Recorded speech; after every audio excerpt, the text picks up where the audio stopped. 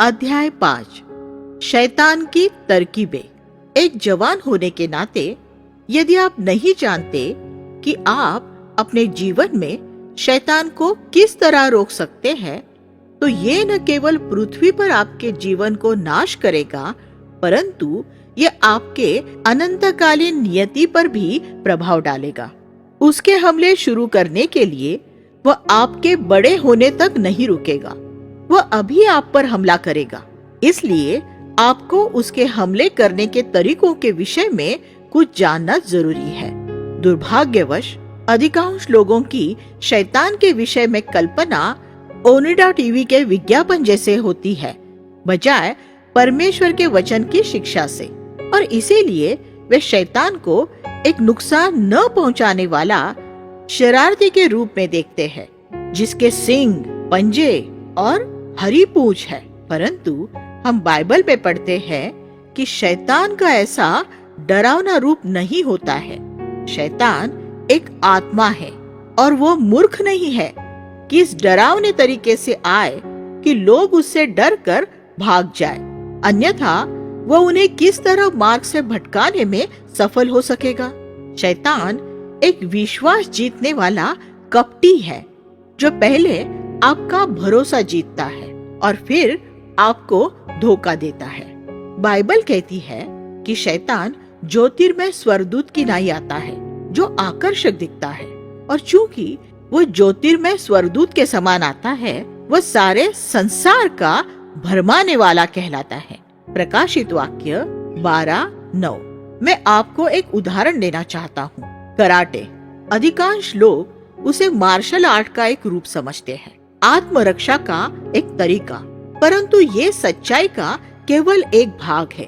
योगा के समान, जो केवल शारीरिक कसरत दिखाई देता है, परंतु वह सूक्ष्मता से लोगों को सूर्य की पूजा करना सिखाता है, सूर्य नमस्कार। उसी प्रकार कराटे के पीछे भी शैतानी ताकतें हैं। कराटे की दुष्ट आत्माएं होती है, और मैंने दुष्टात्मा ग्रसित लोगों में उनका सामना किया है, परंतु वे स्वयं को आत्मरक्षा के नाम पर अहानिकारक संदेशवाहक के रूप में प्रस्तुत करते हैं। अदन की वाटिका में शैतान हव्वा के पास बड़े मोहक और आकर्षक रूप में आया। यदि वह प्रतिकर्षक घृणित रूप में आता, तो हव्वा उसके पास से भाग गई होती। इस सत्य को पुराने और नए नियम में देखिए, जो शैतान द्वारा लोगों को बहकाने के वर्णन से शुरू होते हैं।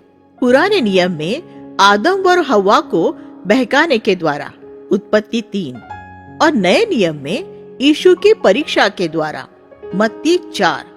ये इस बात को बताता है कि हमारे शत्रु की तरकीबों को जानने के विषय में बाइबल कितना महत्व देती है। यदि हम उस उदाहरण का अनुकरण करें जिस तरह उन्होंने शैतान का सामना किया था, तो हम निश्चित रूप से गिरेंगे। परंतु यदि हम यीशु के तरीके का अनुकरण करेंगे, तो हम उस पर विजय पाएंगे। यीशु के पानी में बपतिस्मा और पवित्र आत्मा के अभिषेक के तुरंत पश्चात, यहाँ तक कि लोगों के बीच उसकी सेवा शुरू करने से भी पहले, हम पढ़ते हैं कि शैतान के द्वारा परीक्षा लेने हेतु उसे पवित्र आत्मा के द्वारा जंगल पहुंचाया गया। लूका 4:1। ये सचमुच आश्चर्यजनक बात है कि शैतान से सामना करने के लिए यीशु को पवित्र आत्मा ले गई। कोई भी व्यक्ति ये सोच सकता है कि पवित्र आत्मा लोगों को परमेश्वर और स्वर्ग के दर्शन तथा प्रगटीकरण के लिए पर्वत शिखर पर ले जा सकता है। हाँ, वह हमें ऐसे स्थानों में ले जाता है, परंतु वह हमें ऐसे स्थानों में भी ले जा सकता है जहाँ शैतान द्वारा हमारी परीक्षा होती है। मैं आशा करता हूँ कि आप ये बात स्वीकार करेंगे कि पवित्र आत्मा हमें ऐसे स्थानों में नहीं ले जाता जो हमारे लिए नुकसानदेह हो। इसलिए वचन में लूका 4:1 के उस एक पद से हम ये समझ सकते हैं कि परीक्षाएं हमारे लिए उपयोगी होती है। अन्यथा पवित्र आत्मा यीशु को शैतान द्वारा परीक्षा लिए जाने के लिए नहीं ले जाता और न ही वह हमें शैतान द्वारा परखे जाने के लिए ले जाता है।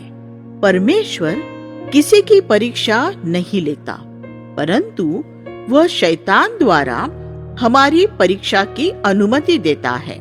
शैतान द्वारा परीक्षाओं के समय पर ध्यान दीजिए।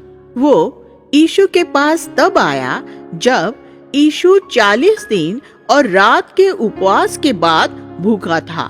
हम भी जब शारीरिक तौर पर कमजोर होते हैं या जब हम कुछ मानसिक या भावनात्मक दबाव को अपने जीवन में महसूस करते हैं, तब शैतान हम पर हमला करने की कोशिश करता है। दूसरी बात, हम देखते हैं कि शैतान यीशु के पास तब आया जब यीशु का पवित्र आत्मा द्वारा अभिषेक हुआ और उसने स्वर्ग से सहमति की वाणी को सुना। शैतान हमारे पास उस समय आता है जब हम परमेश्वर की ओर से आशीष प्राप्त करते हैं। इसलिए आइए हम शैतान की युक्तियों के विषय में सतर्क रहें। जब परमेश्वर हमें बहुतायत से आशीषित करता है, तब शैतान हमारी परीक्षा लेने और हमें झंझोड़ने को आता है।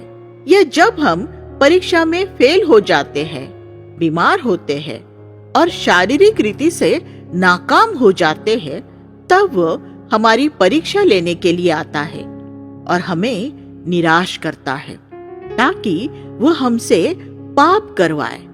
हमें परमेश्वर का वचन पहले से ही दिया गया है ताकि हम शैतान के छल और युक्तियों को जान सके। परमेश्वर का वचन हमें बताता है कि शैतान किस तरह हमारे पास आता है, वह अक्सर किस समय आता है, वो कौन से प्रलोभन देता है, अन्य लोगों को उससे किस प्रकार का धोखा हुआ और यीशु उस पर किस प्रकार विजयी हुआ। शैतान के हम तक पहुंचने के कौन से माध्यम हैं? सर्वप्रथम हम देखते हैं कि उसने यीशु की शारीरिक इच्छा के माध्यम से परीक्षा ली। शैतान यीशु को सलाह देता है कि यदि तू परमेश्वर का पुत्र है तो इस पत्थर से कह कि रोटी बन जाए। इसी तरीके से शैतान हमारे पास भी आता है। वह हमें हमारी शारीरिक उचित जरूरतों को अनुचित रीति से पूरी करने के लिए लुभाता है, परंतु यीशु सतर्क था और उसने उत्तर दिया, लिखा है। हजारों वर्ष पहले जब शैतान हवा के पास आया था, उसने परमेश्वर के वचन पर यह कहकर प्रश्न किया था, क्या सच है कि परमेश्वर ने कहा? क्या आप जानते हैं कि संसार में केवल एक ही पुस्तक है जिससे शैतान हृदय से घृणा करता है, वह है बाइबल। और वह बाइबल से क्यों घृणा करता है? क्योंकि ये पुस्तक इस बात का खुलासा करती है कि वह शैतान कैसे बना। ये पुस्तक उसकी सभी योजनाओं का भांडाफोड़ करती है और सबसे महत्वपूर्ण बात ये हमें कलवरी पर उसकी पराजय के विषय में बताती है और उसके अंतिम न्याय के विषय में जब यीशु इस पृथ्वी पर फिर आएगा। इसलिए शैतान बाइबल से घृणा करता है और पूरी कोशिश करता है कि वह लोगों को इसे पढ़ने से रोके, बल्कि वह आपको कोई और उपन्यास या कॉमिक्स पढ़ने की अनुमति देगा, परंतु बाइबल पढ़ने की नहीं, क्योंकि शैतान जानता है कि वे उपन्यास या कॉमिक्स आपको उस पर विजयी होने में सहायता प्रदान नहीं कर सकते, परंतु बाइबल ऐसा कर सकती है। जब यीशु इस पृथ्वी पर आया, वह हमारे समान मनुष्य के रूप में ही आया और हमारे ही समान हर क्षेत्र में परीक्षा का सामना किया जैसे हम करते हैं। इब्रानियों 2:17 और 4:15।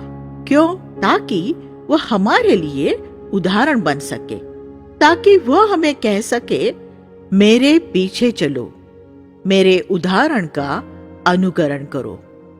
और यीशु का क्या उदाहरण है जिसका हम अनुकरण कर सकते हैं?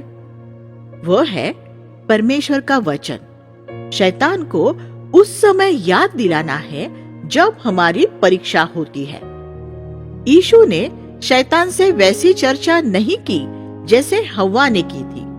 उसने ये कारण भी नहीं दिया कि क्या उसे भोजन की जरूरत है या नहीं, यह भोजन अच्छी और उपयोगी वस्तु है आदि। उसे केवल इस बात से संबंध था कि परमेश्वर ने उसके वचन में क्या कहा है। और मेरे प्रिय मित्रों, मैं आपको बताना चाहता हूँ कि यदि आप केवल इसी सिद्धांत को लेकर अपना जीवन जिएंगे कि परमेश्वर ने उसके वचन में क्या कहा है, वही मेरे लिए अंतिम आदेश है, तभी आप हमेशा शैतान पर विजयी हो सकोगे, जैसा यीशु ने किया था। वास्तव में यीशु ने शैतान की ओर से होने वाली तीनों परीक्षाओं का उत्तर परमेश्वर का वचन याद दिलाते हुए ही दिया। और यहाँ हम हव्वा और यीशु के बीच विपरीतता को देखते हैं। यीशु की नीति ये थी, मेरी आत्मा के लिए परमेश्वर का वचन मेरे शरीर के भोजन से ज्यादा महत्वपूर्ण है। या दूसरे शब्दों में, भोजन की आवश्यकता उतनी महत्वपूर्ण नहीं है जितनी कि परमेश्वर के वचन को पढ़ने, समझने की और उसकी आज्ञा का पालन महत्वपूर्ण है। शैतान को पुराने नियम से वचन बताने का यीशु का यही तात्पर्य था। मनुष्य केवल रोटी से नहीं वरन हर एक वचन से जीता है जो परमेश्वर के मुख से निकलता है। मेरे जवान मित्रों, क्या आपने इसे समझा? पहला नियम जिसके द्वारा हम शैतान पर विजय पा सकते हैं वह इस बात को मानना है कि हमारे लिए शारीरिक जरूरतों की संतुष्टि से अधिक परमेश्वर का वचन ज्यादा महत्वपूर्ण है, चाहे वह भोजन, यौन संबंध या अन्य कुछ जरूरत हो। यदि आप पहले से ही सही रीति से ठान नहीं लेते तो निश्चित रूप से आप अपने जीवन में धोखा खाएंगे। आप ये निश्चित रूप से जान लीजिए कि शैतान आपसे कहेगा कि हर रोज परमेश्वर का वचन पढ़ने की बजाय आपका रोज का भोजन करना ज्यादा जरूरी है। और ऐसे कई विश्वासी हैं जो शैतान पर विश्वास करते हैं। इस बात का सबूत ये है कि वे शैतान की बात पर विश्वास करते हैं। इस वास्तविकता में देखा जा सकता है कि वो कभी खाना खाना नहीं भूलते और खाने के लिए उनके पास समय की कमी भी नहीं होती। यहाँ तक कि दिन में 3 या 4 बार भी उनके पास समय रहता है, परंतु परमेश्वर के वचन पर मनन करने के लिए वो अक्सर भूल जाते हैं या उनके पास व्यस्तता के कारण समय नहीं होता। विश्वासियों को धोखा देने और उन्हें कमजोर बनाने का कार्य किसने किया? बेशक स्वयं शैतान ने। हमारे पास यीशु का कितना अच्छा उदाहरण है, जिसने 40 दिन उपवास करने के पश्चात भी अपनी शारीरिक जरूरत को पूरा करने की बजाय परमेश्वर के वचन पर ध्यान लगाना ज्यादा महत्वपूर्ण समझा। ये वो लोग हैं जो उनके जीवन में परमेश्वर के वचन को सबसे ऊंचा स्थान देते हैं और वो ही नियमित रूप से विजयी जीवन जिएंगे। प्रेरित यूहन्ना ने जवानों से कहा, 1 यूहन्ना 2:14 में, परमेश्वर का वचन तुम में बना रहता है और तुमने उस दुष्ट पर जय पाई है। किसी अन्य तरीके से शैतान पर विजय असंभव है। मैं आप सबको प्रोत्साहित करूंगा कि आप अपने जीवन में हर रोज परमेश्वर का वचन पढ़ें और उस पर मनन करें। आइए अब हम दूसरी परीक्षा के विषय में देखते हैं। यहाँ शैतान यीशु को मंदिर के कंगूरे पर से कूद जाने के लिए उकसाता है और बचाव के लिए परमेश्वर की प्रतिज्ञा पर दावा करने को कहता है। ये एक परीक्षा थी, कुछ ऐसा कर दिखाने की जिससे नीचे आंगन में खड़ी भीड़ से वाहवाह मिल सकती थी, जो उसे उनके बीच कूदने पर भी बिना चोट लगे उतरते हुए देख सकते थे। शैतान ने यीशु को जो करने को कहा, वास्तव में वह यीशु से आत्महत्या करवाने की एक चाल थी। अक्सर शैतान आपको कुछ ऐसा करवाने की कोशिश करेगा ताकि आपको दूसरों से प्रशंसा मिले, या ये दिखाने के लिए प्रोत्साहित करेगा कि आप कोई महान व्यक्ति है। ध्यान दे कि शैतान ने वचन से भी कहा, स्वर्गदूत तेरी रक्षा करेंगे। याद रखिए, शैतान आपको गलत तरीके से वचन बोलकर भी बता सकता है यदि वो आपको गुमराह करने में सफल होना चाहता है। और यदि आप इस बात से अनजान हैं कि वास्तव में वचन क्या सिखाता है, तो वो आपको धोखा देगा। शैतान सुझाता है कि यीशु के नाम से कुछ विशेष कार्य करो। कई बार मसीहत का नाम इसलिए खराब हुआ है क्योंकि कई विश्वासियों ने कई मूर्खतापूर्ण कार्य किए हैं, वचन बताकर और परमेश्वर की परीक्षा करवाकर। उदाहरण के लिए, कुछ ऐसे विश्वासी हैं जो बीमार होने पर भी दवाई नहीं लेते। उनके पास उनके विश्वास के आधार के लिए कोई वचन नहीं होता, परंतु वो कल्पना करते हैं कि वे परमेश्वर पर विश्वास करते हैं। यह ठीक वैसा ही है जैसे मंदिर से नीचे ये सोचकर कूद पड़ना कि स्वर्गदूत अलौकिक रीति से सुरक्षा प्रदान करेंगे। उनमें से कई लोग आखिर में मर जाते हैं और अन्य जातियों के मध्य यीशु मसीह के नाम की निंदा होती है, जो ये धारणा प्राप्त करते हैं कि मसीहत एक मूर्खतापूर्ण मतांधता का धर्म है। और शैतान पीछे बैठकर हंसता है क्योंकि वो इन विश्वासियों को आत्महत्या करवाने के लिए सफल हो जाता है। उनके द्वारा जहर खाने से नहीं, परंतु उनके शरीर के कीटाणुओं को दवाई से मारने से इनकार करवाने के द्वारा, जिसे परमेश्वर ने हमारे उपयोग के लिए बनाया है। परमेश्वर की कई संतानें जो परमेश्वर के लिए इस पृथ्वी पर उसके राज्य के कार्य में उपयोगी हो सकते थे, वे शैतान द्वारा इसी रीति से बहकाए जाने के कारण मर जाते हैं। शैतान हमेशा लोगों को कुछ मूर्खतापूर्ण कार्य करने के लिए उकसाता रहता है, ऐसा कुछ करने के लिए जो परमेश्वर की आत्मा और वचन की शिक्षा के विरुद्ध और कुछ अनोखा है। केवल नम्रता के द्वारा ही, अर्थात दीनता, नम्रता से ही परमेश्वर को समर्पण करके खुद के लिए किसी भी तरह महिमा पाने के लिए नहीं, तो इस तरह हम शैतान पर विजय पा सकते हैं। जब शैतान ने यीशु को वचन बताया तो जवाब में यीशु ने भी उसे वचन कहा। उसने कहा, ये भी लिखा है, तू प्रभु अपने परमेश्वर की परीक्षा न करना। हमें मूर्खतापूर्ण, बेहुदे और अनावश्यक कार्यों द्वारा परमेश्वर की परीक्षा नहीं करनी चाहिए और फिर ये उम्मीद भी नहीं करनी चाहिए कि परमेश्वर हमें इस बेवकूफी के परिणाम से बचाएगा। अब आखिर में तीसरी परीक्षा। अब अंत में शैतान उस विषय पर आया जो वो चाहता है, आराधना। उसने यीशु से कहा, यदि तू झुककर मुझे प्रणाम करे तो मैं संसार की सारी महिमा तुझको दूंगा। इस संसार की महिमा हम सब के लिए काफी बड़ी परीक्षा है। धन, प्रसिद्धि, सम्मान, ओहदा, अधिकार आदि। और शैतान कहता है, इनमें से तुझे क्या चाहिए, मुझे बता और मैं तुझे वो दूंगा। केवल मेरे सामने थोड़ा सा झुक जा और ये सब मैं तुझे दूंगा। वह कहेगा क्या तुम अपनी परीक्षा में पास होना चाहते हो? क्या तुम अपनी कक्षा में प्रथम आना चाहते हो? मैं तुम्हारी मदद करूंगा।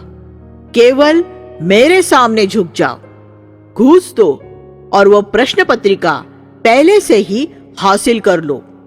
परीक्षक को घूस दो और कुछ नंबर हासिल कर लो। परीक्षा में नकल करो आदि। ये वे तरीके हैं जिनके द्वारा कई लोग आज शैतान के सामने झुक रहे हैं। अब जवानों के लिए ये महत्वपूर्ण है कि आप शैतान की योजनाओं को जाने, निश्चित रूप से जाने।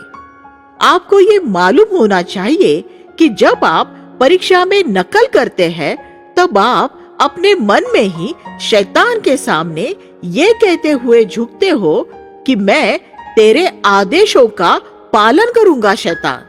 मैं मेरे जेब में नोट्स का एक छोटा कागज परीक्षा कक्ष में ले जाऊंगा। नकल करने के कई और चतुर तरीके हैं जो जवानों ने इन दिनों खोज निकाले हैं, क्योंकि शैतान बहुत चालाक है और उसकी चतुराई उन्हें प्रदान करता है जो नकल करना चाहते हैं। यदि शैतान ने यीशु को इस संसार की महिमा देने का प्रस्ताव रखा, तो क्या आप नहीं सोचते कि वह आपके सामने भी ऐसा ही प्रस्ताव रखेगा?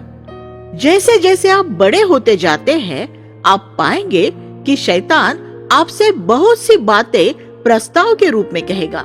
ऐसे लोग हैं जो झूठे पेपर पे हस्ताक्षर करते हैं, धन के विषय में अधार्मिकता से चलते हैं और दुष्ट कार्यों में संलग्न होते हैं। सब कुछ थोड़ा अधिक धन पाने के लिए, थोड़ी और प्रसिद्धि या संसार में थोड़ा और बेहतर स्थान पाने के लिए। यह शैतान लोगों से लगातार कह रहा है, मुझे बताओ तुम्हें क्या चाहिए, मैं तुम्हें वो दे दूंगा। ऐसे परीक्षाओं का यीशु के पास केवल एक ही जवाब था। उसने कहा, हे शैतान, दूर हो जा, क्योंकि लिखा है, तू प्रभु अपने परमेश्वर को प्रणाम कर और केवल उसी की उपासना कर। मत्ती 4:10। ये कितनी अद्भुत बात है कि हमें शैतान की योजनाओं से सतर्क करने के लिए हमारे पास परमेश्वर का वचन है। आप जवान लोग कितने आशीषित हैं कि आप इस छोटी सी उम्र में ही ये सब कुछ सीख सकते हैं। जब आपको इस संसार के कुछ बात हासिल करने के लिए किसी परीक्षा से गुजरना पड़ता है और आप जानते हैं कि उसे पाने के लिए आपको अपने चरित्र की बलि चढ़ानी होगी, तो आप क्या करेंगे? याद करें कि यीशु ने शैतान से क्या कहा और यीशु के आदर्श का अनुकरण करें। और यही बात आप स्वयं शैतान से कहें। जब शैतान ये कहकर आपकी परीक्षा लेता है, तुम्हें बहुत धर्मी बनने की जरूरत नहीं है, वहां तुम्हें सच बोलने की जरूरत नहीं है, थोड़ा झूठ बोल लो तो तुम्हें इस संसार में सब कुछ मिल जाएगा, तो ऐसे समय निडर होकर उसे ये जवाब दे, मुझसे दूर हो शैतान, मैं तेरी बात नहीं सुनूंगा। लिखा है कि मुझे केवल परमेश्वर के सामने ही झुकना चाहिए और केवल उसी की आराधना करनी चाहिए। मैं यीशु के पीछे ही चलूंगा।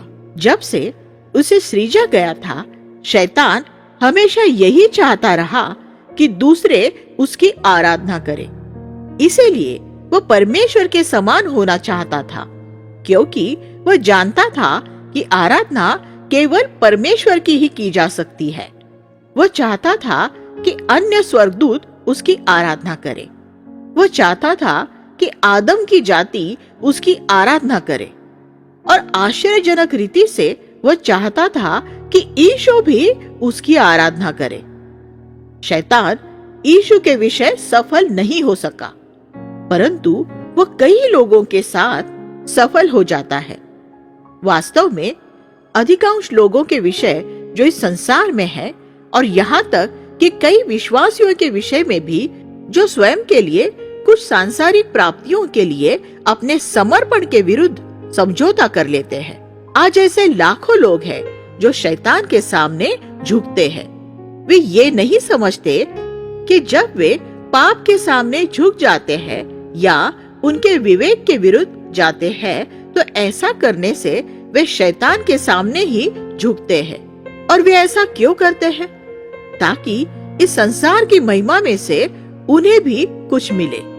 जब आप सफलता, प्रसिद्धि या अधिकार पाना चाहेंगे, हो सकता है परीक्षा में सफलता या स्कूल में प्रसिद्धि या संसार में अधिकार का स्थान, तो शैतान आपके पास आएगा और कहेगा, ये सब मैं तुम्हें दूंगा, ऐसा करो, वैसा करो, जाओ और ये कहो, जाओ और ऐसा करो।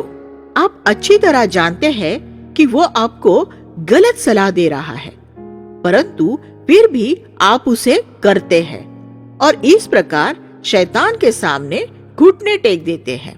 क्या आप सोचते हैं कि ऐसा सब करने के पश्चात भी आप स्वयं को मसीह कह सकते हैं?